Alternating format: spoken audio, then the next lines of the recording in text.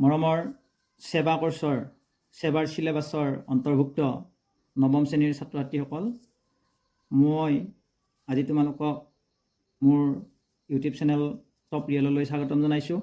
আৰু আজি আমি আৰম্ভ কৰিম তোমালোকৰ বিজ্ঞান বিষয়ৰ কাৰ্য আৰু শক্তি যিটো চেপ্টাৰ আছে, এই চেপ্টাৰৰ ভিতৰত থকা পাঠৰ ভিতৰত থকা কেইটামান বিশেষকৈ 148, 148 আৰু 149, 149 পেজৰ নিউমাৰিকেল প্ৰব্লেম মানে গাণিতিক সমস্যা দুটামান আমি আলোচনা কৰিম।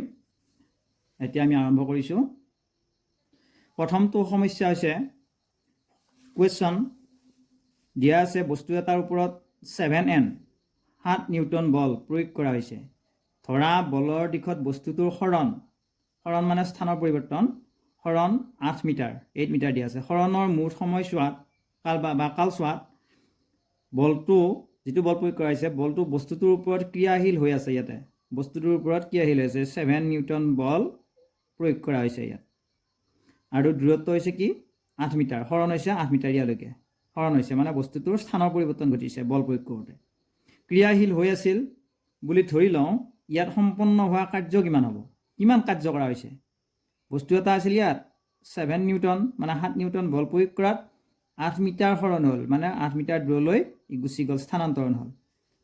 গতিকে আমাৰ ইয়াত কাৰ্য কিমান হৈছে আমি এইটো উলিয়াব লাগে। এইটো এটা গাণিতিক সমস্যা। এতিয়া আমাৰ দিয়া আছে বল প্ৰয়োগ কৰা, বস্তুটোৰ ওপৰত প্ৰয়োগ কৰা বল হৈছে F ফ'ৰ্চ। এই ফ'ৰ্চৰ মান হৈছে 7 নিউটন, বলৰ নিউটন, এইটো দিয়া আছে। সৰণ হৈছে বস্তুটোৰ স্থানান্তৰণ হৈছে সৰণ S ইজুকেল টু 8 মিটাৰ দিয়া আছে, 8 মিটাৰ। আমি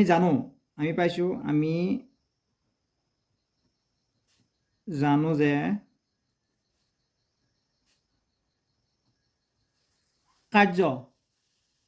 কাৰ্যৰ সূত্ৰটো আমি হেৰি কৰিম। কাৰ্য প্ৰয়োগ কৰা বলৰ পিছত স্থানান্তৰ হ'ল, তাৰপিছত আমাৰ কাৰ্যক আমি কিহেৰে বুজাওঁ, ৱৰ্ক W আকাৰেৰে বুজাওঁ। তাৰ সূত্ৰটো হ'ল বল পূৰণ সৰণ F ইনটু S, FS। এতিয়া ইয়াতে আমি মানটো বহুৱাই দিম। Fৰ মান হৈছে 7 নিউটন, 7N ইনটু S, সৰণৰ মান হৈছে 8 মিটাৰ। গতিকে 7 8 গুণ কিমান হ'ল 56 নিউটন ইনটু মিটাৰ, অৰ্থাৎ কাৰ্যৰ একক হৈছে আমাৰ নিউটন মিটাৰ।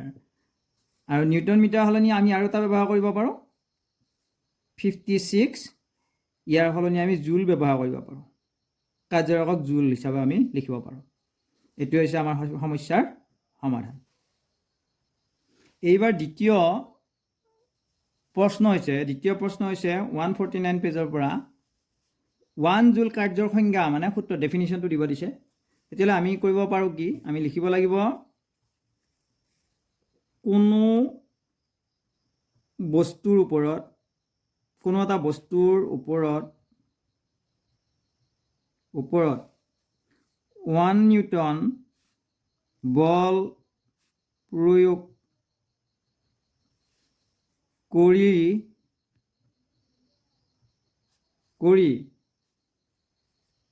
কৰিলে যদি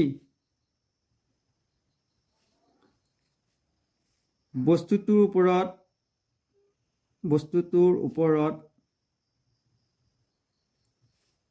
এইটো বস্তুটোৰ ওপৰত নিলিখিলে হয়, বস্তুটোৰ ওপৰত লিখিব নালাগে।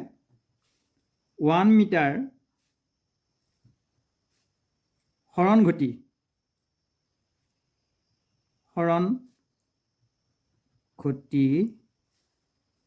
কাৰ্য সম্পন্ন হয়।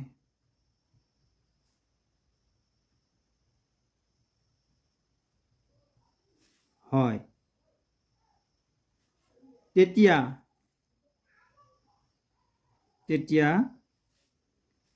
সেই কাৰ্যৰ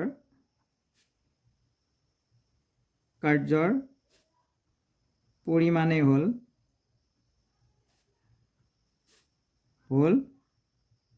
1 জুল। তাৰমানে এইটো ক'লা, কোনো বস্তু এটাৰ ওপৰত 1 নিউটন বল প্ৰয়োগ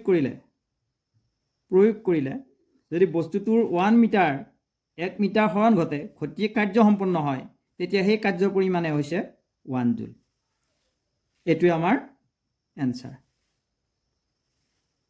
এবাৰ আছে নেক্সট কোৱেশ্চন এহাল বলদে বলদ গৰু নাঙলত 1 নিউটন বল প্ৰয়োগ কৰে হাল বোৱা পথাৰখনৰ দিশ যদি 15 মিটাৰ হয় 15 মিটাৰ পথাৰখনৰ দিশ পথাৰত হাল বাওঁতে কিমান কাৰ্য কৰা হ'ল এইটো কাৰ্য পৰিমাণটো আমি উলিয়াব লাগে দিয়া আছে সলিউশন দিয়া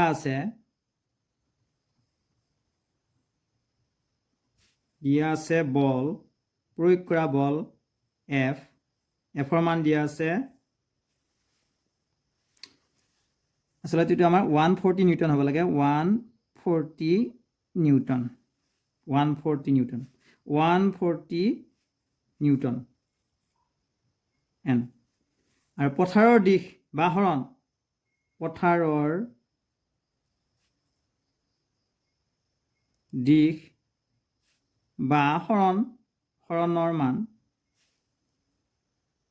এস বুলি আমি ধৰি লওঁ এস ইকুৱেল টু কিমান হ'ল 15 মিটাৰলৈকে হৰণ তেতিয়া সম্পাদিত কাৰ্য কিমান কৰা হ'ব এটো উলিয়াব লাগে কাৰ্য মানে হ'ল w work is equal to fs f ৰ মানটো 140 নিউটন into s ৰ মান 15 metre 15 m is equal to এটো পূৰণ কৰি দিলে হৈ যায় কিমান হ'ব 0